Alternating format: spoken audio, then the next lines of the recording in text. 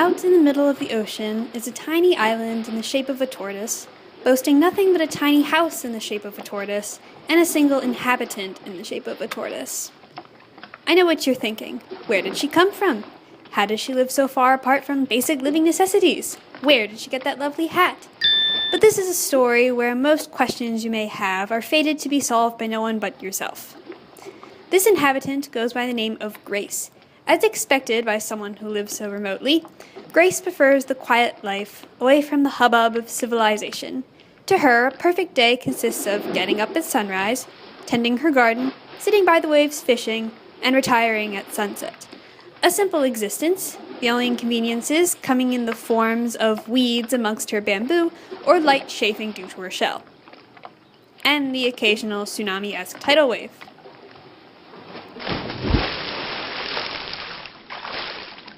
Well, this is new.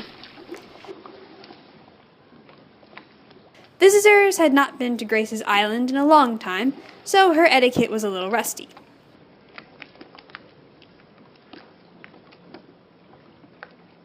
But she could still give the child a slice of crumb cake and wait for an explanation.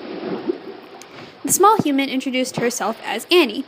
She also introduced her inflatable tube as Mr. Squeakers, but Grace could tell he was not much for conversation.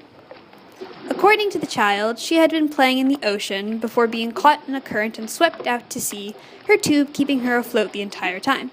By sheer luck, she managed to land on Grace's island. This was all well and good, but Grace still had no idea what to do about this turn of events. Annie admitted to Grace that what she really wanted most of all was to go home, back across the sea. The way back was easy enough, it was straight towards the sunset. But she had no means of returning. Even with her tube, she was not the strongest of swimmers. The only possible way to make the journey was to travel on a boat. But where to get one? The only thing big and sturdy enough to be a boat would be... oh.